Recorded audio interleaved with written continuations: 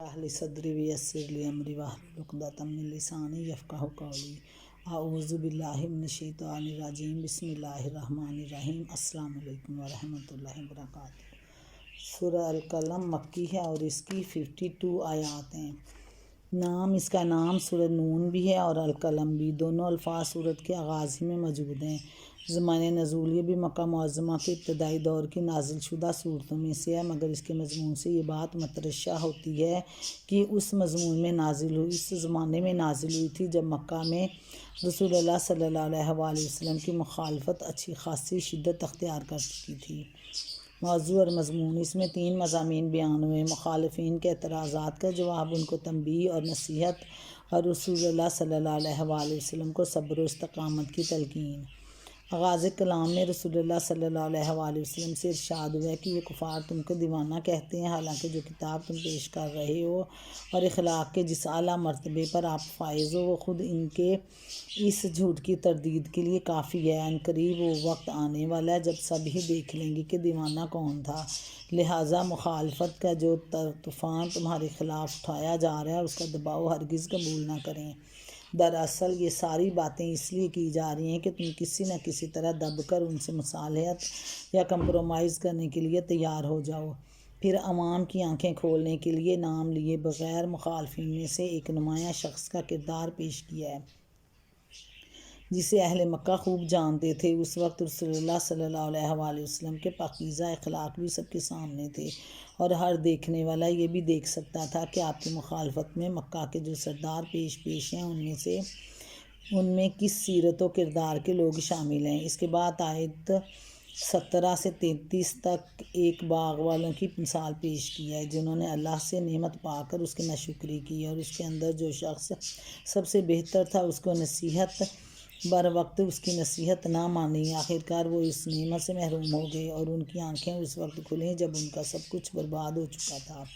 یہ مثال دے کر اہل مکہ کو متنبہ کیا گیا کہ رسول اللہ صلی اللہ علیہ وآلہ وسلم کی بائست سے تم بھی اس آزمائش میں پڑ گئے ہو جس میں وہ باغ والے پڑے تھے۔ اگر ان کی بات نہ مانو گے تو دنیا میں بھی عذاب بھگتو گے اور آخرت کا عذاب اس سے بھی زیادہ بڑا ہے۔ پھر آیت 34 سے 47 تک مسلسل کفار کو فہمائش کی گئی ہے کہ جس میں کہیں تو خطاب براہ راست ان سے ہے اور کہیں رسول اللہ صلی اللہ علیہ وآلہ وسلم کو مخاطب کرتے ہوئے دراصل تنبیہ ان کو کی گئی ہے۔ اس سلسلے میں جو باتیں ارشاد ہوئی ہیں ان کا خلاصہ یہ ہے: آخرت کی بھلائی لازماً انہی لوگوں کے لیے ہے جنہوں نے دنیا میں اللہ کے خدا ترسی کے ساتھ زندگی بسر کی۔ یہ بات سراسر عقل کے خلاف ہے کہ اللہ تعالیٰ کے ہاں فرمانبرداروں کا انجام وہ ہو جو مجرموں کا ہونا چاہیے۔ کفار کی یہ غلط فہمی قطعی بے بنیاد ہے کہ خدا ان کے ساتھ وہ معاملہ کرے گا جو وہ خود اپنے لیے تجویز کرتے ہیں، حالانکہ اس کے لیے انہیں کوئی ضمانت حاصل نہیں ہے۔ جن لوگوں کو دنیا میں خدا کے آگے جھکنے کی دعوت دی جا رہی ہے اور وہ اس سے انکار کرتے ہیں، قیامت کے روز وہ سجدہ کرنا چاہیں گے بھی تو نہ کر سکیں گے اور ذلت کا انجام انہیں دیکھنا پڑے گا۔ قرآن پاک کو جھٹلا کر وہ اللہ کے عذاب سے بچ نہیں سکتے۔ انہیں جو ڈھیل دی جا رہی ہے اس سے وہ دھوکے میں پڑ گئے ہیں۔ وہ سمجھتے ہیں کہ اس تکذیب کے باوجود جب ان پر عذاب نہیں آ رہا ہے تو وہ صحیح راستے پر ہیں، حالانکہ وہ بے خبری میں ہلاکت کی راہ پر چلے جا رہے ہیں۔ ان کے پاس رسول پاک صلی اللہ علیہ وآلہ وسلم کی مخالفت کے لیے کوئی معقول وجہ نہیں، کیونکہ وہ ایک بے غرض مبلغ ہے، اپنی ذات کے لیے ان سے کچھ نہیں مانگ رہا اور وہ یہ دعویٰ بھی نہیں کر سکتے کہ انہیں اس کے رسول نہ ہونے اور اس کی باتوں کے غلط ہونے کا علم حاصل ہے۔ آخر میں رسول پاک صلی اللہ علیہ وآلہ وسلم کو ہدایت فرمائی گئی کہ اللہ کا فیصلہ آنے تک جو سختیاں بھی تمہیں دین کی راہ میں پیش آئیں ان کو صبر کے ساتھ برداشت کرتے چلے جائیں اور اس لیے بے صبری سے بچیں جو یونس علیہ السلام کے لیے ابتلا کی موجب بنی تھی۔ ربنا آتنا فی الدنیا حسنۃ وفی الآخرۃ حسنۃ وقنا عذاب النار۔ السلام علیکم ورحمۃ اللہ وبرکاتہ۔ رب اشرح لی صدری ویسر لی امری واحلل عقدۃ من لسانی یفقہوا قولی اعوذ باللہ من الشیطان الرجیم بسم اللہ الرحمن الرحیم السلام علیکم ورحمۃ اللہ وبرکاتہ۔ سورۃ القلم مکی ہے اور اس کی 52 آیات ہیں۔ بسم اللہ الرحمن الرحیم۔ نون والقلم وما یسطرون۔ نون قسم ہے قلم کی اور اس چیز کی جسے لکھنے والے لکھ رہے ہیں۔ ما انت بنعمتی ربک بمجنون، تم اپنے رب کے فضل سے مجنون نہیں ہو۔ وَإِنَّ لَكَ لَأَجْرًا غَيْرَ مَمْنُونٍ، اور یقیناً تمہارے لیے ایسا اجر ہے جس کا سلسلہ کبھی ختم نہیں ہونے والا، ختم نہ ہونے والا، یعنی کبھی ختم ہونے والا نہیں ہے۔ نون والقلم وما یسطرون، نون قسم ہے قلم کی اور اس چیز کی جسے لکھنے والے لکھ رہے ہیں۔ امام تفسیر مجاہد کہتے ہیں کہ قلم سے مراد وہ قلم ہے جس سے ذکر یعنی قرآن پاک لکھا جا رہا تھا۔ اس سے خود بخود یہ نتیجہ نکلتا ہے کہ وہ چیز جو لکھی جا رہی تھی اس سے مراد قرآن مجید ہی ہے۔ ما انت بنعمت ربک بمجنون، تم اپنے رب کے فضل سے مجنون نہیں ہو۔ یہ ہے وہ بات جس پر قلم اور کتاب کی قسم کھائی گئی ہے۔ مطلب یہ کہ قرآن کا جو کاتبین وحی کے ہاتھوں سے ثبت ہو رہا ہے بجائے خود کفار کی اس بہتان کی تردید کے لیے کافی ہے کہ معاذ اللہ رسول پاک صلی اللہ علیہ وآلہ وسلم مجنون ہیں۔ حضور پاک صلی اللہ علیہ وآلہ وسلم کے دعوی نبوت سے پہلے تو اہل مکہ آپ صلی اللہ علیہ وآلہ وسلم کو اپنی قوم کا بہترین آدمی مانتے تھے اور آپ کی دیانت و امانت اور عقل و فراست پر اعتماد رکھتے تھے، مگر جب آپ نے ان کے سامنے قرآن پیش کرنا شروع کیا تو وہ آپ صلی اللہ علیہ وآلہ وسلم کو دیوانہ اور قرار دینے لگے۔ اس کے معنی یہ تھے کہ قرآن ہی ان کے نزدیک وہ سبب تھا جس کی بنا پر انہوں نے آپ صلی اللہ وآلہ وسلم پر دیوانگی کی تہمت لگائی۔ اس لیے فرمایا گیا کہ قرآن ہی اس تہمت کی تردید کے لیے کافی ثبوت ہے۔ یہ اعلیٰ درجے کا فصیح و بلیغ کلام ہے جو ایسے بلند پایہ مضامین پر مشتمل ہے۔ اس کا پیش کرنا تو اس بات کی دلیل ہے کہ محمد صلی اللہ علیہ وآلہ وسلم پر اللہ کا خاص فضل ہوا، آپ پر اللہ کا خاص فضل ہوا ہے، کجا کہ اسے اس امر کی دلیل بنایا جائے کہ آپ معاذ اللہ دیوانے ہو گئے ہیں۔ اس مقام پر یہ بات نگاہ میں رہنی چاہیے کہ یہاں خطاب تو بظاہر نبی اکرم صلی اللہ علیہ وآلہ وسلم سے ہے، لیکن اصل مقصود کفار کو ان کی تہمت کا جواب دینا ہے۔ لہٰذا کسی شخص کو یہ شبہ نہ ہو کہ یہ آیت حضور پاک صلی اللہ علیہ وآلہ وسلم کو یہ اطمینان دلانے کے لیے نازل ہوئی کہ آپ مجنون نہیں ہیں۔ ظاہر ہے کہ حضور پاک صلی اللہ علیہ وآلہ وسلم کو اپنے متعلق تو ایسا کوئی شبہ نہ تھا کہ اسے دور کرنے کے لیے آپ صلی اللہ علیہ وآلہ وسلم کو یہ اطمینان دلانے کی ضرورت پیش آتی۔ مدعا کفار سے یہ کہنا ہے کہ تم جس قرآن کی وجہ سے اس کے پیش کرنے والے کو مجنون کہہ رہے ہو وہی تمہارے اس الزام کے جھوٹے ہونے کی دلیل ہے۔ مزید تشریح کے لیے تفہیم القرآن جلد 5 تفسیر سورۃ طور میں گزر چکی ہے۔ وَإِنَّ لَكَ لَأَجْرًا غَيْرَ مَمْنُونٍ، اور یقیناً تمہارے لیے آپ کے لیے ایسا اجر ہے جس کا سلسلہ کبھی ختم ہونے والا نہیں ہے۔ یعنی آپ صلی اللہ علیہ وآلہ وسلم کے لیے اس بات پر بے حساب اور لازوال اجر ہے کہ آپ خلق خدمت کی ہدایت کے لیے جو کوششیں کر رہے ہیں ان کے جواب میں آپ کو ایسی اذیت ناک باتیں سننی پڑ رہی ہیں، اور پھر بھی آپ صلی اللہ علیہ وآلہ وسلم اپنے اس فرض کو انجام دینے کے لیے تیار ہیں، دیتے چلے جا رہے ہیں۔ اِنَّ لَكَ أَجْرًا غَيْرَ مَمْنُونٍ، اور یقیناً تمہارے لیے ایسا اجر ہے جس کا سلسلہ کبھی ختم ہونے والا نہیں ہے۔ وَإِنَّكَ لَعَلَىٰ خُلُقٍ عَظِيمٍ، اور بے شک آپ اخلاق کے بڑے مرتبے پر ہو۔ اس مقام پر یہ فقرہ 2 معنی دے رہا ہے کہ ایک یہ کہ آپ اخلاق کے بہت بلند مرتبے پر فائز ہیں، اسی وجہ سے آپ صلی اللہ علیہ وآلہ وسلم ہدایت خلق کے کام میں یہ اذیتیں برداشت کر رہے ہیں، ورنہ ایک کمزور اخلاق کا انسان یہ کام نہیں کر سکتا تھا۔ دوسرے یہ کہ قرآن کے علاوہ آپ صلی اللہ علیہ وآلہ وسلم کے بلند اخلاق بھی اس بات کا صریح ثبوت ہیں کہ کفار آپ پر دیوانگی کی جو تہمت رکھ رہے ہیں وہ سراسر جھوٹی ہے، کیونکہ اخلاق کی بلندی اور دیوانگی دونوں ایک جگہ جمع نہیں ہو سکتی۔ دیوانہ وہ شخص ہوتا ہے جس کا ذہنی توازن بگڑا ہوا ہو اور جس کے مزاج میں اعتدال باقی نہ رہا ہو۔ اس کے برعکس آدمی کے بلند اخلاق اس بات کی شہادت دیتے ہیں کہ وہ نہایت صحیح الدماغ اور سلیم الفطرت ہے، اور اس کا ذہن اور مزاج غایت درجہ متوازن سے ہے۔ رسول اکرم صلی اللہ علیہ وآلہ وسلم کے اخلاق جیسے کچھ تھے، اہل مکہ ان سے ناواقف نہ تھے، اس لیے ان کی طرف محض اشارہ کر دینا ہی اس بات کے لیے کافی تھا کہ مکہ کا ہر معقول آدمی یہ سوچنے پر مجبور ہو جائے کہ وہ لوگ کس قدر بے شرم ہیں جو ایسے بلند اخلاق آدمی کو مجنون کہہ رہے ہیں۔ ان کی یہ بیہودگی رسول پاک صلی اللہ علیہ وآلہ وسلم کے لیے نہیں بلکہ خود ان کے لیے نقصان دہ تھی کہ مخالفت کے جوش میں پاگل ہو کر وہ آپ کے متعلق ایسی بات کہہ رہے تھے جسے کوئی ذی فہم آدمی قابل تصور نہ مان سکتا تھا۔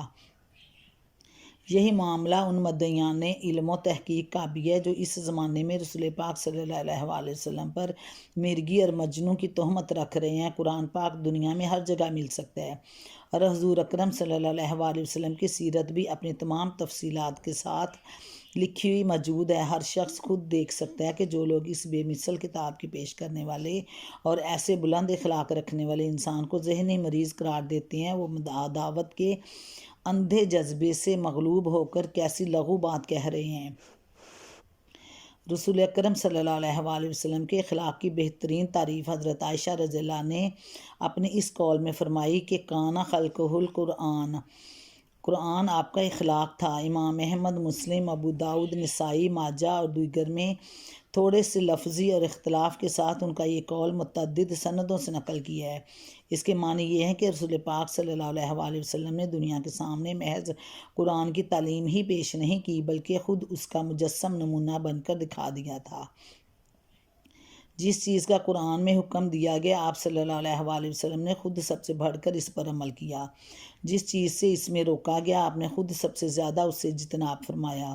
جن اخلاقی صفات کو اس میں فضیلت قرار دیا گیا سب سے بڑھ کر آپ کی ذات ان سے متصف تھی، اور جن صفات کو اس میں ناپسندیدہ ٹھہرایا گیا سب سے زیادہ آپ صلی اللہ علیہ وآلہ وسلم ان سے پاک تھے۔ ایک اور روایت میں حضرت عائشہ رضی اللہ عنہ فرماتی ہیں کہ رسول پاک صلی اللہ علیہ وآلہ وسلم نے کبھی کسی خادم کو نہیں مارا، کبھی کسی عورت پر ہاتھ نہ اٹھایا، جہاد فی سبیل اللہ کے سوا کبھی آپ نے اپنے ہاتھ سے کسی کو نہیں مارا، اپنی ذات کے لیے کبھی کسی ایسی تکلیف کا انتقام نہیں لیا جو آپ کو پہنچائی گئی ہو، الا یہ کہ اللہ کی حرمتوں کو توڑا گیا ہو اور آپ صلی اللہ علیہ وآلہ وسلم نے اللہ کی خاطر اس کا بدلہ لیا ہو، اور آپ کا طریقہ یہ تھا کہ جب دو کاموں میں سے ایک کا آپ کو انتخاب کرنا ہوتا تو آپ صلی اللہ علیہ وآلہ وسلم آسان تر کام کو پسند فرماتے، الا یہ کہ وہ گناہ ہو، اور اگر کوئی کام گناہ ہوتا تو آپ صلی اللہ علیہ وآلہ وسلم سب سے زیادہ اس سے دور رہتے تھے۔ مسند احمد میں حضرت انس رضی اللہ عنہ کہتے ہیں کہ میں نے 10 سال رسول پاک صلی اللہ علیہ وآلہ وسلم کی خدمت کی ہے۔ آپ صلی اللہ علیہ وآلہ وسلم نے کبھی میری کسی بات پر اف تک نہ کی، کبھی میرے کسی کام پر یہ نہ فرمایا کہ تو نے یہ کیوں کیا، اور کبھی کسی کام کے نہ کرنے پر یہ نہیں فرمایا کہ تو نے یہ کیوں نہ کیا۔ بخاری مسلم میں۔ فَسَتُبْصِرُ وَيُبْصِرُونَ بِأَيِّكُمُ الْمَفْتُونُ إِنَّ رَبَّكَ هُوَ أَعْلَمُ بِمَنْ ضَلَّ عَنْ سَبِيلِهِ وَهُوَ أَعْلَمُ بِالْمُهْتَدِينَ فَلَا تُطِعِ الْمُكَذِّبِينَ وَدُّوا لَوْ تُدْهِنُ فَيُدْهِنُونَ وَلَا تُطِعِ كُلَّ حَلَّافٍ مَّهِينٍ ہَمَّازٍ مَّشَّاءٍ بِنَمِيمٍ۔ فَسَتُبْصِرُ وَيُبْصِرُونَ، ان قریب آپ بھی دیکھ لیں گے اور وہ بھی دیکھ لیں گے۔ بِأَيِّكُمُ الْمَفْتُونُ، آپ میں سے کون جنون میں مبتلا ہے۔ إِنَّ رَبَّكَ هُوَ أَعْلَمُ بِمَنْ ضَلَّ عَنْ سَبِيلِهِ وَهُوَ أَعْلَمُ بِالْمُهْتَدِينَ، آپ کا رب آپ ان لوگوں کو بھی خوب جانتا ہے جو اس کی راہ سے بھٹکے ہوئے ہیں، اور وہی ان کو بھی اچھی طرح جانتا ہے جو راہ راست پر ہیں، لہٰذا آپ ان جھٹلانے والوں کے دباؤ میں ہرگز نہ آئیں۔ فَلَا تُطِعِ الْمُكَذِّبِينَ وَدُّوا لَوْ تُدْهِنُ فَيُدْهِنُونَ، یہ تو چاہتے ہیں کہ کچھ آپ مداحنت کرو تو یہ بھی مداحنت کریں۔ وَلَا تُطِعِ كُلَّ حَلَّافٍ مَّهِينٍ، ہرگز نہ بولو کسی ایسے شخص سے جو بہت قسمیں کھانے والا ہے، بے وقت ہے۔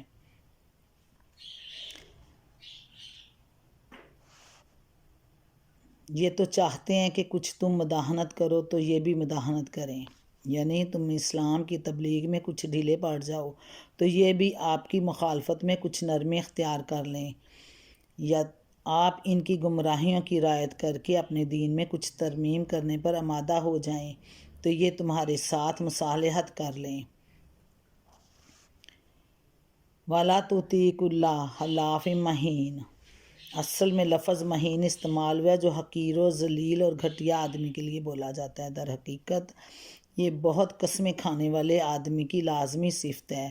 وہ بے وقت انسان ہوتا ہے، وہ بات بات پر اس لیے قسم کھاتا ہے کہ اسے خود یہ احساس ہوتا ہے کہ لوگ اسے جھوٹا سمجھتے ہیں اور اس کی بات پر اس وقت تک یقین نہیں کریں گے جب تک وہ قسم نہ کھائے۔ اس بنا پر وہ اپنی نگاہ میں خود بھی ذلیل ہوتا ہے اور معاشرے میں بھی اس کی کوئی وقت نہیں ہوتی۔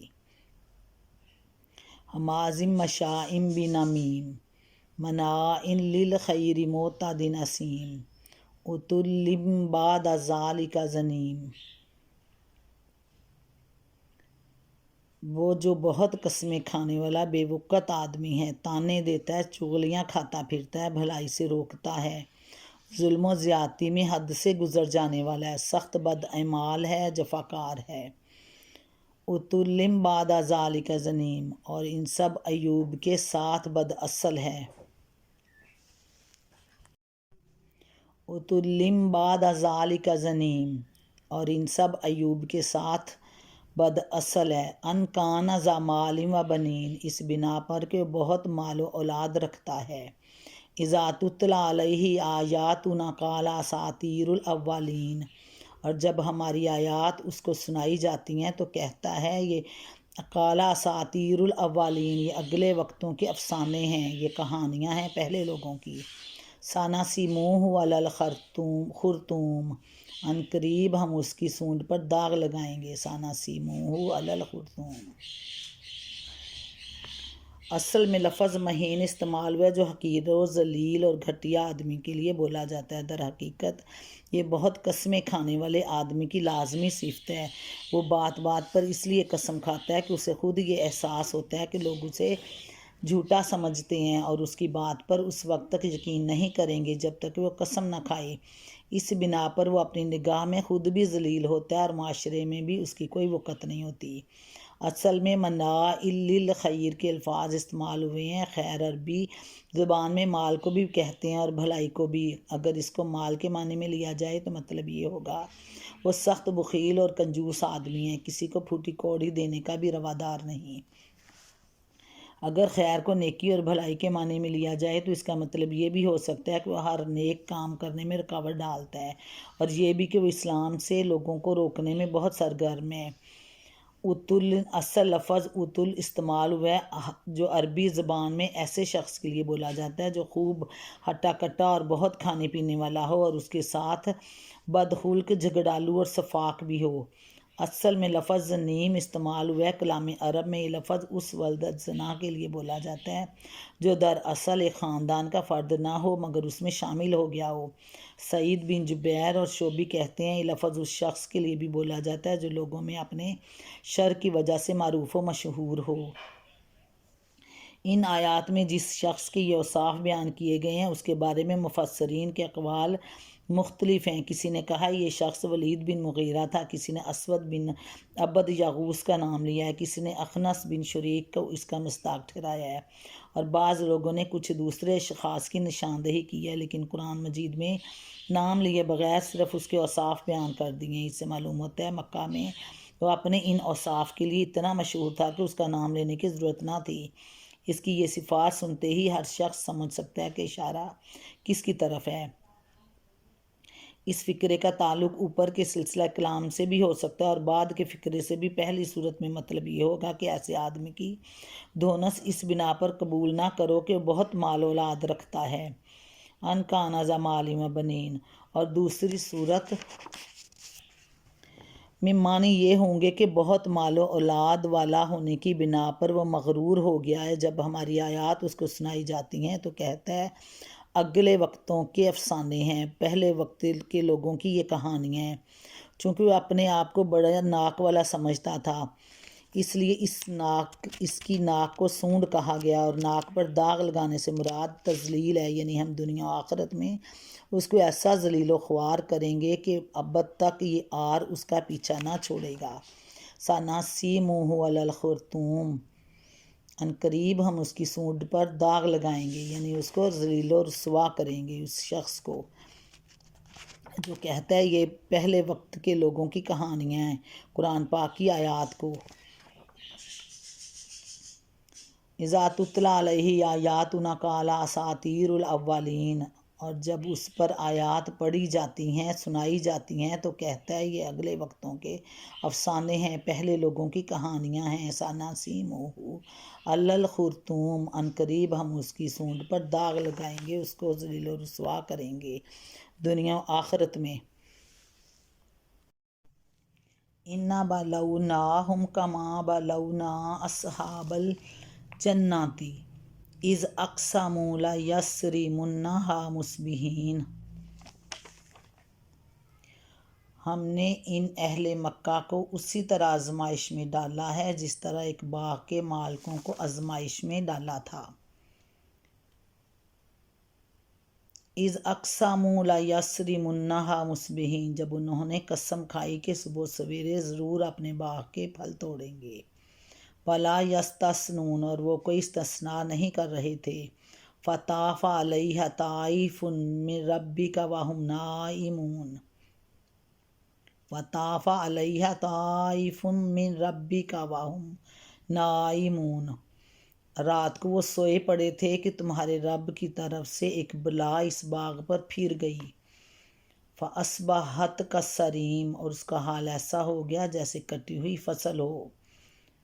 فَتَنَادَوْا مُصْبِحِينَ، صبح ان لوگوں نے ایک دوسرے کو پکارا، أَنِ اغْدُوا عَلَىٰ حَرْثِكُمْ إِن كُنتُمْ صَارِمِينَ، اگر پھل توڑنے ہیں تو سویرے سویرے اپنی کھیتی کی طرف نکل چلو۔ فَانْطَلَقُوا وَهُمْ يَتَخَافَتُونَ، چنانچہ وہ چل پڑے اور آپس میں چپکے چپکے کہتے جاتے تھے، أَن لَا يَدْخُلَنَّهَا الْيَوْمَ عَلَيْكُمْ مِسْكِينٌ، آپس میں چپکے چپکے کہتے جاتے تھے کہ آج کوئی مسکین تمہارے پاس باغ میں نہ آنے پائے۔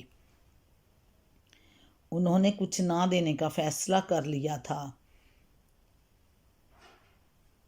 مسکین وغدوا علی حرد قادرین، وہ کچھ نہ دینے کا فیصلہ کیے ہوئے صبح سویرے جلدی جلدی اس طرح وہاں گئے جیسے کہ وہ پھل توڑنے پر قادر ہیں۔ فَلَمَّا رَأَوْهَا قَالُوا إِنَّا لَضَالُّونَ، مگر جب باغ کو دیکھا تو کہنے لگے ہم راستہ بھول گئے ہیں۔ بَلْ نَحْنُ مَحْرُومُونَ، نہیں بلکہ ہم محروم رہ گئے۔ قَالَ أَوْسَاطُهُمْ أَلَمْ أَقُل لَّكُمْ لَوْلَا تُسَبِّحُونَ، ان میں جو سب سے بہتر آدمی تھا اس نے کہا میں نے تم سے کہا نہ تھا لولا تسبحون، تم تسبیح کیوں نہیں کرتے؟ قالوا سبحان ربنا انا كنا ظالمین، وہ پکار اٹھے پاک ہے ہمارا رب، واقعی ہم گنہگار تھے۔ فَأَقْبَلَ بَعْضُهُمْ عَلَىٰ بَعْضٍ يَتَلَاوَمُونَ، پھر ان میں سے ہر ایک دوسرے کو ملامت کرنے لگا۔ قَالُوا يَا وَيْلَنَا إِنَّا كُنَّا طَاغِينَ، آخر کو انہوں نے کہا افسوس ہمارے حال پر، بے شک ہم سرکش ہو گئے تھے۔ عَسَىٰ رَبُّنَا أَن يُبْدِلَنَا خَيْرًا مِّنْهَا إِنَّا إِلَىٰ رَبِّنَا رَاغِبُونَ، بعید نہیں کہ ہمارا رب ہمیں بدلے میں اس سے بہتر باغ عطا فرمائے، ہم اپنے رب کی طرف رجوع کرتے ہیں۔ كَذَٰلِكَ الْعَذَابُ وَلَعَذَابُ الْآخِرَةِ أَكْبَرُ، ایسا ہوتا ہے عذاب اور آخرت کا عذاب اس سے بھی بڑا ہے۔ لَوْ كَانُوا يَعْلَمُونَ، کاش کہ یہ لوگ اس کو جانتے۔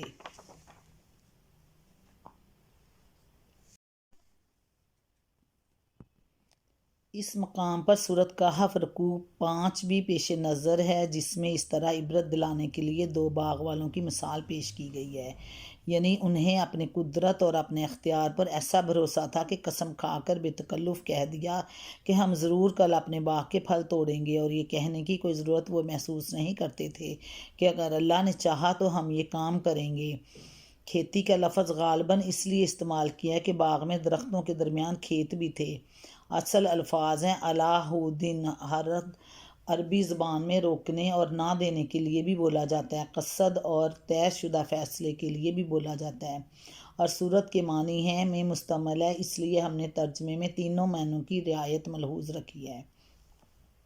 یعنی پہلے تو انہیں باغ کو دیکھ کر یقین نہ آیا کہ یہ انہی کا باغ ہے، اور کہنے لگے شاید ہم راستہ بھول کر کسی اور جگہ نکل آئے ہیں۔ پھر جب غور کیا اور معلوم ہوا کہ یہ ان کا اپنا باغ ہے تو چیخ اٹھے، ہماری قسمت پھوٹ گئی۔ ان کے اس کا مطلب ہے کہ جب وہ قسم کھا کر کہہ رہے تھے کہ کل ہم اپنے باغ کے پھل ضرور توڑیں گے، تو اس وقت اس شخص نے ان کو تنبیہ کی تھی کہ تم خدا کو بھول گئے، انشاءاللہ کیوں نہیں کہتے، مگر انہوں نے اس کی پرواہ نہ کی۔ پھر جب وہ مسکینوں کو کچھ نہ دینے کا فیصلہ کر رہے تھے تو اس وقت بھی انہوں نے انہیں نصیحت کی کہ اللہ کو یاد کرو اور اس بری نیت سے باز آ جاؤ، مگر وہ اپنی بات پر جمے رہے۔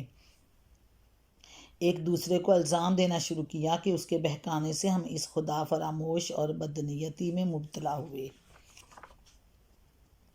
مکہ کے بڑے بڑے سردار مسلمانوں سے کہتے تھے کہ ہم کو یہ نعمتیں جو دنیا میں مل رہی ہیں یہ دنیا کے اللہ کے ہاں ہمارے مقبول ہونے کی علامت ہیں، اور ہاں تم اس بدحالی میں مبتلا ہو، یہ بات کی دلیل ہے کہ تم خدا کے مغضوب ہو، لہٰذا اگر کوئی آخرت ہوئی تو بھی تم کہتے ہو تو ہم ہی مزے میں ہوں گے اور عذاب تم پر ہوگا نہ کہ ہم پر۔ اس کا جواب ان آیات میں دیا گیا ہے۔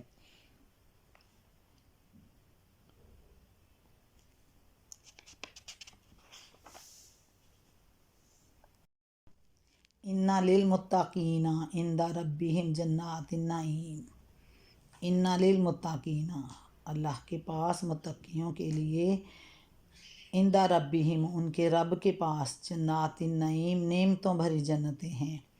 یقیناً اللہ کے پاس متقی لوگوں کے لیے، پرہیزگار لوگوں کے لیے ان کے رب کے ہاں نعمت بھری جنتیں ہیں۔ أَفَنَجْعَلُ الْمُسْلِمِينَ كَالْمُجْرِمِينَ، کیا ہم فرما برداروں کا حال مجرموں کا سا کریں گے، مسلمین کا حال مجرموں کا سا کر دیں گے۔ مَا لَکُم، کیا ہو گیا تم لوگوں کو، کیف تحکمون، تم کیسے حکم لگاتے ہو، ام لَکُم کتاب فیہ تدرسون، کیا تمہارے پاس کوئی کتاب ہے جس میں تم یہ پڑھتے ہو، اِنَّ لَکُم فیہ لَمَا تَخَیَّرُون، تمہارے لیے ضرور وہاں وہی کچھ ہے جو تم اپنے لیے پسند کرتے ہو۔ ام لَکُم ایمان علینا بالغۃ الی یوم القیامۃ اِنَّ لَکُم لَمَا تحکمون، یا پھر کیا تمہارے لیے روز قیامت تک ہم پر کچھ عہد و پیمان ثابت ہیں کہ تمہیں وہی کچھ ملے گا جس کا تم حکم لگاؤ۔ سَلْہُمْ أَیُّہُمْ بِذَلِکَ زَعِیمٌ، ان سے پوچھو تم میں سے کون اس کا ضامن ہے۔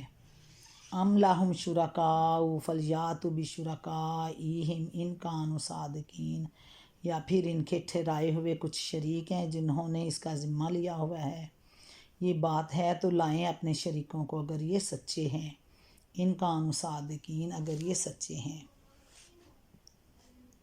مکہ کے بڑے بڑے سردار مسلمانوں سے کہتے تھے کہ ہم کو یہ نعمتیں جو دنیا میں مل رہی ہیں یہ خدا کے ہاں ہمارے مقبول ہونے کی علامات ہیں، اور تم جس بدحالی میں مبتلا ہو اس بات کی دلیل ہے کہ تم خدا کے مغضوب ہو، لہٰذا اگر کوئی آخرت ہوئی بھی جیسا کہ تم کہتے ہو تو ہم وہاں بھی مزے لیں گے، مزے میں ہوں گے، اور عذاب تم پر ہوگا نہ کہ ہم پر۔ اس کا جواب ان آیات میں دیا گیا، یعنی یہ بات عقل کے خلاف ہے کہ خدا فرما بردار اور مجرموں میں تمیز نہ کرے۔ تمہاری سمجھ میں آخر کیسے یہ بات آتی ہے کہ کائنات کا خالق کوئی اندھا راجا ہے جو یہ نہیں دیکھے گا کہ کن لوگوں نے دنیا میں اس کے احکامات کی اطاعت کی اور برے کاموں سے پرہیز کیا، اور کون لوگ تھے جو اس سے بے خوف ہو کر ہر طرح کے گناہ اور جرائم اور ظلم و ستم کرتے رہے۔ تم نے ایمان لانے والوں کی خستہ حالی اور اپنی خوشحالی تو دیکھ لی، مگر اپنے اور ان کے اخلاق و اعمال کا فرق نہیں دیکھا، اور بے تکلف حکم لگا دیا کہ خدا کے ہاں ان فرما برداروں کے ساتھ تو مجرموں کا سا معاملہ کیا جائے گا، اور تم جیسے مجرموں کو اللہ تعالیٰ جنت عطا کر دے گا، یا تم جیسے مجرموں کو جنت عطا کر دی جائے گی۔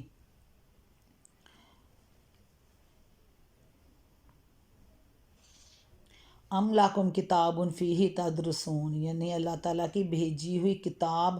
اصل میں لفظ زعیم کا استعمال ہوا ہے۔ کلام عرب میں زعیم اس شخص کو کہتے ہیں جو کفیل یا ضامن یا کسی قوم کی طرف سے بولنے والا ہو۔ مطلب یہ کہ تم میں سے کون آگے بڑھ کر یہ دعویٰ کرتا ہے کہ اس نے اللہ سے تمہارے لیے ایسا کوئی عہد و پیمان لے رکھا ہے، یعنی تم اپنے حق میں حکم لگا رہے ہو، اس کے لیے سرے سے کوئی بنیاد نہیں ہے، یہ عقل کے بھی خلاف ہے۔ خدا کی کسی کتاب میں بھی تم یہ لکھا ہوا نہیں دکھا سکتے کہ تم میں سے کوئی یہ دعویٰ بھی نہیں کر سکتا کہ اس نے خدا سے ایسا کوئی عہد لے لیا ہے، اور جن کو تم نے معبود بنا رکھا ہے ان میں سے بھی کسی سے تم یہ شہادت نہیں دلوا سکتے کہ اللہ کے ہاں تمہیں جنت دلوا دینے کا وہ ذمہ لیتا ہے۔ پھر یہ غلط فہمی آخر تمہیں کہاں سے لاحق ہو گئی ہے؟ یوم یکشف عن ساق ویدعون الی السجود فلا یستطیعون، جس روز سخت وقت آ پڑے گا اور لوگوں کو سجدہ کرنے کے لیے بلایا جائے گا تو یہ لوگ سجدہ نہ کر سکیں گے۔ خاشعۃ ابصارہم ترہقہم ذلۃ وقد کانوا یدعون الی السجود وہم سالمون، ان کی نگاہیں نیچی ہوں گی، ذلت ان پر چھا رہی ہوگی، یہ جب صحیح سالم تھے اس وقت انہیں سجدے کے لیے بلایا جاتا تھا اور یہ انکار کرتے تھے۔ فَذَرْنِي وَمَن يُكَذِّبُ بِهَٰذَا الْحَدِيثِ سَنَسْتَدْرِجُهُم مِّنْ حَيْثُ لَا يَعْلَمُونَ، پس اے نبی تم اس کلام کے جھٹلانے والوں کا معاملہ مجھ پر چھوڑ دو، ہم ایسے طریقے سے ان کو بتدریج تباہی کی طرف لے جائیں گے کہ ان کو خبر بھی نہ ہوگی۔ میں ان کی رسی دراز کر رہا ہوں، میری چال بڑی زبردست ہے۔ وَأُمْلِي لَهُمْ إِنَّ كَيْدِي مَتِينٌ۔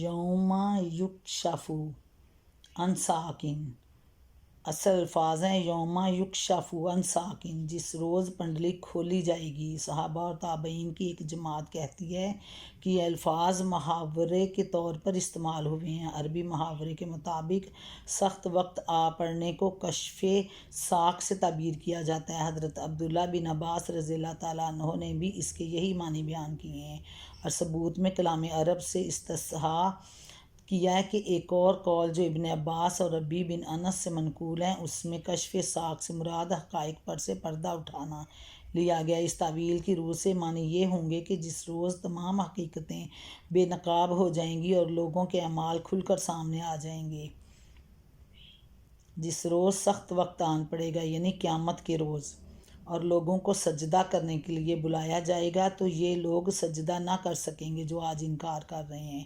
ان کی نگاہیں نیچی ہوں گی، ذلت ان پر چھا رہی ہوگی، یہ جب صحیح سالم تھے یعنی آج یہ بالکل ٹھیک تندرست ہیں اور انکار کر رہے ہیں سجدے سے، تو اس وقت یہ انہیں سجدے کے لیے بلایا جاتا ہے تو نہیں کرتے اور یہ انکار کرتے ہیں، تو قیامت والے دن یہ چاہیں گے بھی تو ان سے سجدہ نہ ہو سکے گا۔ قیامت کے روز اعلان اس بات کا مظاہرہ کرایا جائے گا کہ دنیا میں کون اللہ تعالیٰ کی عبادت کرنے والا تھا اور کون اس سے منحرف تھا۔ اس غرض کے لیے لوگوں کو بلایا جائے گا کہ وہ اللہ تعالیٰ کے حضور سجدہ بجا لائیں۔ جو لوگ دنیا میں عبادت گزار تھے سجدہ ریز ہو جائیں گے، یعنی جو اب اللہ کے آگے جھکتے ہیں، نماز پڑھتے ہیں، اللہ کی شکر گزاری کرتے ہیں، اس کی فرما برداری میں زندگی گزار رہے ہیں، وہ اسی وقت اللہ کے حکم کو بجا لائیں گے اور سجدے میں گر جائیں گے۔ جو اب سجدہ ریز ہوتے ہیں، جو اب اس کے آگے جھکتے ہیں اس زندگی میں، ادھر بھی اللہ کے حکم کو فوراً بجا لائیں گے، فوراً سجدے میں گر جائیں گے۔ اور جن لوگوں نے دنیا میں اللہ کے آگے سر نیاز جھکانے سے انکار کر دیا ان کی کمر تختہ ہو جائے گی۔ جو آج اس دنیا میں انکار کر رہے ہیں، اللہ کے آگے جھکتے نہیں، اس کی نافرمانی کرتے ہیں، کفر کرتے ہیں، اس روز چاہیں گے بھی تو سجدہ نہ کر سکیں گے کیونکہ ان کی کمر تختہ ہو جائے گی۔ ان کے لیے یہ ممکن ہی نہ ہوگا کہ وہاں عبادت گزار ہونے کا جھوٹا مظاہرہ کر سکیں، اس لیے وہ ذلت اور پشیمانی کے ساتھ کھڑے کے کھڑے رہ جائیں گے اور ان کی آنکھیں ذلت سے جھکی جا رہی ہوں گی۔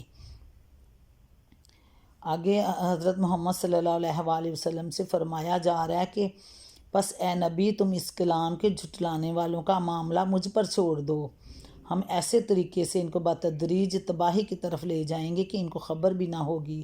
میں ان کی رسی دراز کر رہا ہوں، میری چال بڑی زبردست ہے، یعنی میرا طریقہ اور ہے، یعنی ان سے نمٹنے کی فکر میں نہ پڑو، ان سے نمٹنا میرا کام ہے۔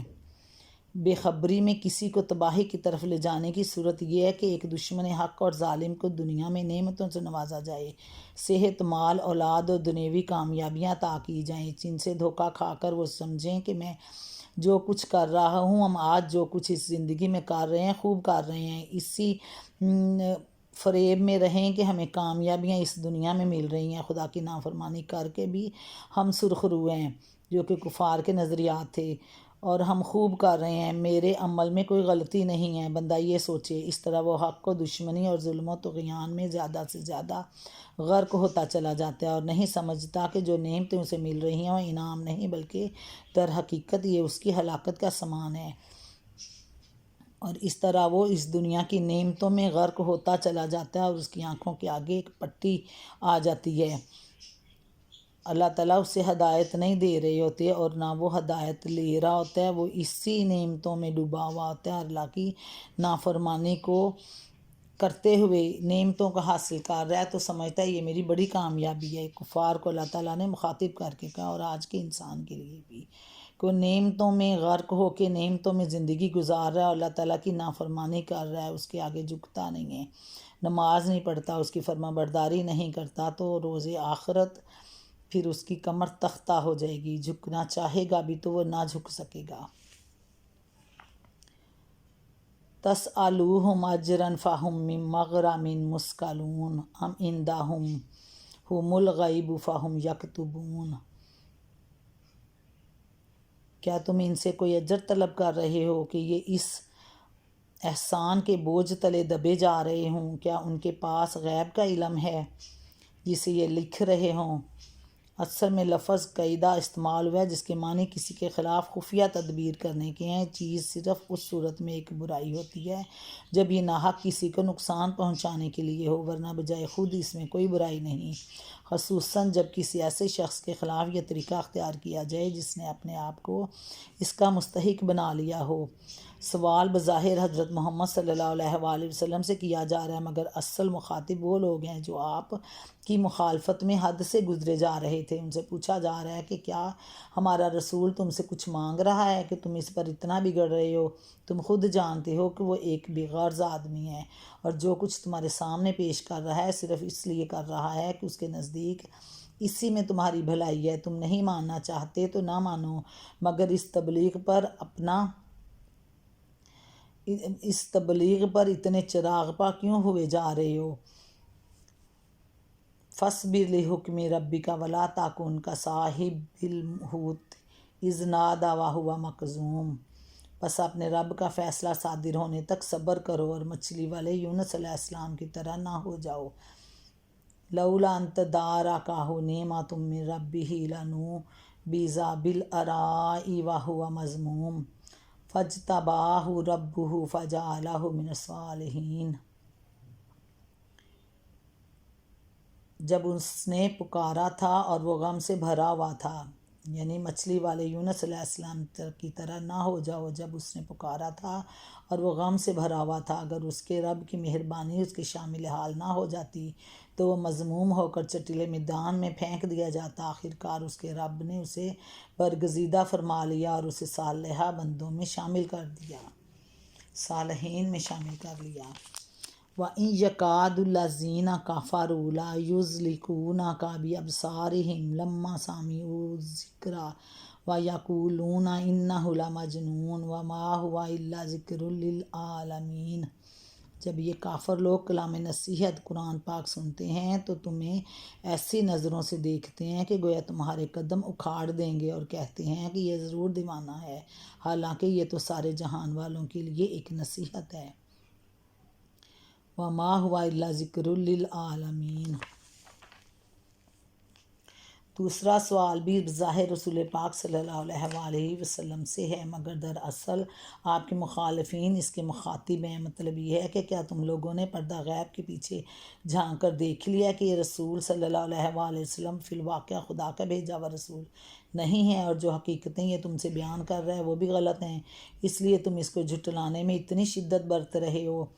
یعنی وہ وقت بھی ابھی دور ہے جب اللہ تعالیٰ تمہاری فتح و نصرت اور تمہارے ان مخالفین کی شکست کا فیصلہ فرما دے گا۔ اس وقت کے آنے تک جو تکلیفیں اور مصیبتیں بھی اس دین کو تبلیغ میں پیش آئیں انہیں صبر کے ساتھ برداشت کرتے چلے جائیں۔ تبلیغ میں جو بھی تکلیفیں اور مصیبتیں آ رہی ہیں ان کو برداشت کریں صبر کے ساتھ، یعنی یونس علیہ السلام کی طرح بے صبری سے کام نہ لیں جو اپنی بے صبری کی وجہ سے مچھلی کے پیٹ میں پہنچا دیے گئے تھے۔ رسول اللہ صلی اللہ علیہ وآلہ وسلم کو اللہ کا فیصلہ آنے تک صبر کی تلقین کرنے کے بعد فوراً ہی یہ فرمانا کہ یونس علیہ السلام کی طرح نہ ہو جائیں خود بخود اس بات پر دلالت کرتا ہے کہ انہوں نے اللہ کا فیصلہ آنے سے پہلے بے صبری سے کوئی کام کیا تھا جس کی بنا پر وہ عذاب کے مستحق ہو گئے تھے۔ اس کی تشریح کے لیے ملاحظہ و تفہیم القرآن جلد دوم یونس سورۃ یونس میں۔ سورہ انبیاء میں اس کی تفصیل یہ بیان کی گئی ہے کہ مچھلی کے پیٹ اور سمندر کی تاریکیوں میں حضرت یونس علیہ السلام نے پکارا تھا، لا الہ الا انت سبحانک انی کنت من الظالمین، کوئی خدا نہیں تم تیری پاک ذات کے سوا میں واقعی خطاوار ہوں۔ اس پر اللہ تعالیٰ نے ان کی فریاد سن لی اور ان کو غم سے نجات دی۔ آیت 87 اور 88۔ اس آیت کو سورۃ صافات کی آیت 142 تا 146 کے ساتھ ملا کر دیکھا جائے تو معلوم ہوتا ہے کہ جس وقت حضرت یونس علیہ السلام مچھلی کے پیٹ میں ڈالے گئے تھے اس وقت وہ ملامت میں مبتلا تھے، لیکن جب انہوں نے اللہ کی تسبیح کی اور اپنے قصور کا اعتراف کر لیا تو اگرچہ وہ مچھلی کے پیٹ سے نکال کر بڑی سقیم حالت میں ایک چٹیل زمین پر پھینکے گئے، مگر وہ اس وقت مذمت میں مبتلا نہ تھے بلکہ اللہ تعالیٰ نے اپنی رحمت سے ان کو ڈھانک لیا تھا۔ اس جگہ ایک بیلدار درخت اگا دیا تاکہ اس کے پتے ان پر سایہ بھی کریں اور وہ اس کے پھل سے بھوک اور تشنگی بھی دور کر دیں۔ یہ ایسا ہی ہے جیسے ہم اردو میں کہتے ہیں کہ فلاں شخص نے ایسی نظروں سے دیکھا جیسے اس کو کھا جائے گا۔ کفار مکہ کی اس جذبہ غیظ و غضب کی کیفیت سورۃ بنی اسرائیل آیت 73 تک 77 میں بھی بیان ہوئی ہے۔ جب یہ کافر لوگ کلام نصیحت قرآن سنتے ہیں تو تمہیں ایسی نظروں سے دیکھتے ہیں کہ گویا تمہارے قدم اکھاڑ دیں گے اور کہتے ہیں یہ ضرور دیوانہ ہے، حالانکہ یہ تو سارے جہان والوں کے لیے ایک نصیحت ہے۔ وَإِن يَكَادُ الَّذِينَ كَفَرُوا لَيُزْلِقُونَكَ بِأَبْصَارِهِمْ لَمَّا سَمِعُوا الذِّكْرَ وَيَقُولُونَ إِنَّهُ لَمَجْنُونٌ وَمَا هُوَ إِلَّا ذِكْرٌ لِّلْعَالَمِينَ۔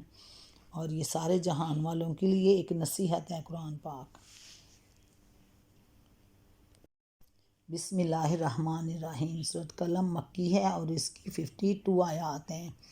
نون، قسم ہے قلم کی اور اس چیز کی جسے لکھنے والے لکھ رہے ہیں، تم اپنے رب کے فضل سے مجنون نہیں ہو، اور یقیناً تمہارے لیے ایسا اجر ہے جس کا سلسلہ کبھی ختم ہونے والا نہیں، اور بے شک تم اخلاق کے بڑے مرتبے پر ہو۔ عنقریب تم بھی دیکھ لو گے کہ وہ بھی دیکھ لیں گے کہ تم میں سے کون جنون میں مبتلا ہے۔ تمہارا رب ان لوگوں کو بھی خوب جانتا ہے جو اس کی راہ سے بھٹکے ہوئے ہیں، اور وہی ان کو بھی اچھی طرح جانتا ہے جو راہ راست پر ہیں۔ لہٰذا تم ان جھٹلانے والوں کے دباؤ میں ہرگز نہ آؤ۔ یہ تو چاہتے ہیں کہ کچھ آپ مداحنت کرو تو یہ بھی مداحنت کریں۔ ہرگز نہ دبو کسی ایسے شخص سے جو بہت قسمیں کھانے والا بے وقت آدمی ہے، تانے دیتا ہے، چغلیاں کھاتا پھرتا ہے، بھلائی سے روکتا ہے، ظلم و زیادتی میں حد سے گزر جانے والا ہے، سخت بد اعمال ہے، جفاکار ہے، اور ان سب عیوب کے ساتھ بد اصل ہے۔ اس بنا پر وہ بہت مال و اولاد رکھتا ہے۔ جب ہماری آیات اس کو سنائی جاتی ہیں تو کہتا ہے یہ تو اگلے وقتوں کے افسانے ہیں، پہلے لوگوں کی کہانی ہیں۔ عنقریب ہم اس کی سونڈ پر داغ لگائیں گے، یعنی اس کے ناک پہ داغ لگائیں گے، ذلیل و رسوا کریں گے اس کو۔ ہم نے ان اہل مکہ کو اسی طرح آزمائش میں ڈالا ہے جس طرح ایک باغ کے مالکوں کو آزمائش میں ڈالا تھا جب انہوں نے قسم کھائی کہ صبح سویرے ضرور اپنے باغ کے پھل توڑیں گے، اور وہ کوئی استثناء نہیں کر رہے تھے۔ رات کو وہ سوئے پڑے تھے کہ تمہارے رب کی طرف سے ایک بلا اس باغ پر پھر گئی اور اس کا ایسا حال ہو گیا جیسے کٹی ہوئی فصل ہو۔ صبح ان لوگوں نے ایک دوسرے کو پکارا کہ اگر پھل توڑنے ہیں تو سویرے سویرے اپنی کھیتی کی طرف چل نکلو، اپنی کھیتی کی طرف نکل چلو۔ چنانچہ وہ چل پڑے اور آپس میں چپکے چپکے کہتے جاتے تھے کہ آج کوئی مسکین تمہارے پاس باغ میں نہ آنے پائے، یعنی ان کی نیت میں یہ تھا، کھوٹ تھا نیت میں کہ مسکینوں غریبوں کو صدقہ خیرات اس میں سے نہیں دیں گے۔ وہ کچھ نہ دینے کا فیصلہ کیے ہوئے صبح سویرے جلدی جلدی اس طرح وہاں گئے جیسے وہ پھل توڑنے پر قادر ہیں، مگر جب باغ کو دیکھا تو کہنے لگے ہم راستہ بھول گئے ہیں، یعنی وہاں کٹی ہوئی فصل پائی نہیں بلکہ ہم محروم رہ گئے۔ ان میں جو سب سے بہتر آدمی تھا اس نے کہا میں نے تو تم سے کہا نہ تھا کہ تم تسبیح کیوں نہیں کرتے، اللہ کی تسبیح بیان کیوں نہیں کرتے۔ وہ پکار اٹھے پاک ہے ہمارا رب، واقعی ہم گناہ گار تھے۔ پھر ان میں سے ہر ایک دوسرے کو ملامت کرنے لگا۔ آخر کو انہوں نے کہا افسوس ہمارے حال پر، بے شک ہم سرکش ہو گئے تھے۔ بعید نہیں کہ ہمارا رب ہمیں بدلے میں اس سے بہتر باغ عطا فرمائے۔ ہم اپنے رب کی طرف رجوع کرتے ہیں، ایسا ہوتا ہے عذاب، اور آخرت کا عذاب اس سے بھی بڑا عذاب ہے۔ کاش یہ لوگ اس کو جانتے سمجھتے۔ یقیناً خدا ترس متقی لوگ جو دوسروں غریبوں پہ رحم کرنے والے ہیں، لوگوں کے لیے ان کے رب کے ہاں نعمتوں بھری جنتیں ہیں۔ کیا ہم فرما برداروں کا حال مجرموں کا سا کر دیں؟ تم لوگوں کو کیا ہو گیا ہے؟ تم کیسے حکم لگاتے ہو؟ کیا تمہارے پاس کوئی کتاب ہے جس میں تم یہ پڑھتے ہو کہ تمہارے لیے ضرور وہاں وہی کچھ ہے جو تم اپنے لیے پسند کرتے ہو، یا پھر کیا تمہارے لیے روز قیامت تک ہم پر کچھ عہد و پیمان ثابت ہیں کہ تمہیں وہی کچھ ملے گا جس کا تم حکم لگاؤ؟ ان سے پوچھو تم میں سے کون اس کا ضامن ہے، یا پھر ان کے ٹھہرائے ہوئے کچھ شریک ہیں جنہوں نے اس کا ذمہ لیا ہوا ہے؟ یہ بات ہے تو لائیں اپنے شریکوں کو اگر یہ سچے ہیں۔ جس روز سخت وقت آ پڑے گا یعنی قیامت کے روز، اور لوگوں کو سجدہ کرنے کے لیے بلایا جائے گا تو یہ لوگ سجدہ نہ کر سکیں گے، ان کی نگاہیں نیچی ہوں گی، ذلت ان پر چھائی ہوگی۔ اور یہ جب صحیح سالم اس دنیا میں اس زندگی میں موجود تھے اس وقت انہیں سجدے کے لیے بلایا جاتا تھا، یعنی آج دنیا میں، تو یہ انکار کرتے اور اس روز پھر چاہیں گے بھی تو یہ نہیں کر سکیں گے سجدہ۔ بس اے نبی تم اس کلام کے جھٹلانے والوں کا معاملہ مجھ پر چھوڑ دو، ہم ایسے طریقے سے ان کو بتدریج تباہی کی طرف لے جائیں گے کہ ان کو خبر بھی نہ ہوگی۔ میں ان کی رسی دراز کر رہا ہوں، میری چال بڑی زبردست ہے۔ اللہ تعالیٰ کی حکمت والی باتیں ہیں، یعنی یہ اس دنیا میں جو نعمتوں بھری زندگی میں عیاشی میں ڈوبے ہوئے ہیں خود کو کامیاب سمجھ رہے ہیں، سمجھتے ہیں کہ آخرت میں بھی ہم ہی کامیاب ہوں گی۔ یہ اللہ نے ان کی رسی دراز کی ہوئی ہے۔ کیا تم ان سے کوئی اجر طلب کر رہے ہو؟ یہ اس احسان کے بوجھ تلے دبے جا رہے ہوں۔ کیا ان کے پاس غیب کا علم ہے جسے یہ لکھ رہے ہوں؟ بس اپنے رب کا فیصلہ صادر ہونے تک صبر کرو اور مچھلی والے یونس علیہ السلام کی طرح نہ ہو جاؤ جب اس نے پکارا تھا اور وہ غم سے بھرا ہوا تھا۔ اگر اس کے رب کی مہربانی اس کے شامل حال نہ ہوتی تو وہ مذموم ہو کر چٹیل میدان میں پھینک دیا جاتا۔ آخر کار اس کے رب نے اسے برگزیدہ فرما لیا اور اسے صالح بندوں میں شامل کر لیا۔ جب یہ کافر لوگ کلام نصیحت قرآن سنتے ہیں تو تمہیں ایسی نظروں سے دیکھتے ہیں گویا تمہارے قدم اکھاڑ دیں گے، اور کہتے ہیں یہ ضرور دیوانہ ہے، حالانکہ یہ تو سارے جہان والوں کے لیے ایک نصیحت ہے۔ وما ہوا الا ذکر للعالمین۔ ربنا آتنا فی الدنیا حسنۃ وفی الآخرۃ حسنۃ وقنا عذاب النار۔ اللہ تعالیٰ ہمیں اپنے فرما بردار بندوں میں شامل کرے اور نعمتوں والی جنت عطا کرے۔ اللہ تعالیٰ دنیا آخرت میں امت محمد کو سرخرو کرے، اس دنیا میں بھی فرما بردار بنائے تو آخرت میں بھی اللہ تعالیٰ ہمیں سجدہ کی توفیق عطا فرمائے، آمین۔ السلام علیکم ورحمۃ اللہ وبرکاتہ۔